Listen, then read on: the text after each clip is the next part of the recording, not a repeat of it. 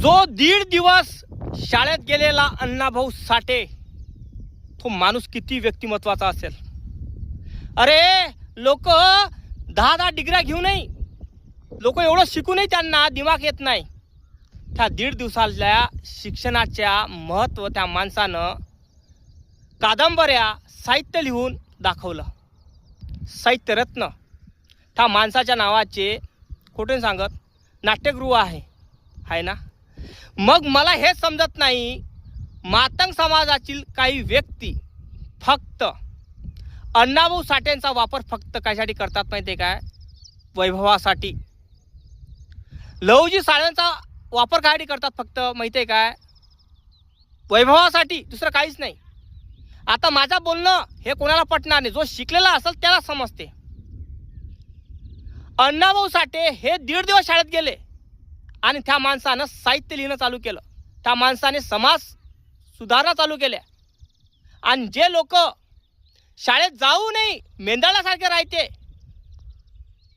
कळलं काय? जे लोक शाळेत जाऊनही मेंदाळल्यासारखे राहते त्यांना कडं येत नाही.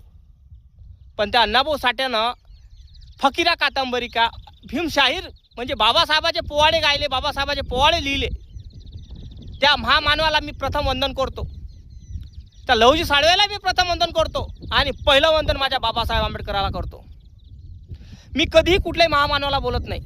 पण तुम्ही काही मातंग समाजातील काही 5-6 जण असे आहे आरक्षेची पिल्ले की ते महार समाजाला टोमणे मारून राहिले. मातंग समाज नाही मारत. मातंग समाजाच्या म्हणजे काय म्हणते काय, त्याने मुखोटा घातलेला आहे, मातंग समाजाचा मुखोटा घातलेला आहे. मेन तर ते आरक्षेचे लोक आहे. पण मातंग समाजाच्या नावाखाली काय करू राहिले, ते वर्गीकरणाच्या नावाखाली हे झगडे लावून राहिले, दंगली करून राहिले. अरे मेन म्हणजे अण्णाभाऊ साठे हे 1.5 दिवस शाळेत जाणारे व्यक्ती हे कादंबरी, फकीरा लिहू शकतात. मोठे मोठे नाट्यगृह त्या माणसाचे आहे. तर तुम्ही काय केलं? त्या माणसाचा वारसा घेतला का तुम्ही?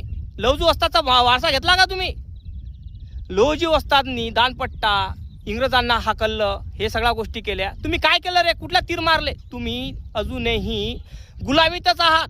अण्णाभाऊ साठे हे व्यक्ती एवढे लोकनाट्य लिहिणारे व्यक्ती आहेत, फकीरा कादंबरी लिहिली त्यांची. तुम्ही खोटून सांगत ना, जेबीवाल्यांनाच अण्णाभाऊ साठे समजले, लहुजी वस्ताद समजले, तुम्हाला समजले नाही. तुम्हाला समजले असते ना, खोटून सांगत तुम्ही वर्गीकरणाच्या मागे लागले नसते. तुम्ही शिक्षणाकडे धाव धरली असती, तुम्ही अंधश्रद्धेकडे वळले नसते, तुम्ही शिक्षणाकडे धाव घेतली असती. तो 1.5 दिवस जाणारा व्यक्ती हा लोकसाहित्य होऊ शकतो. तर तुम्ही का नाही होऊ शकत बे? शाळेत जाना, शिकना.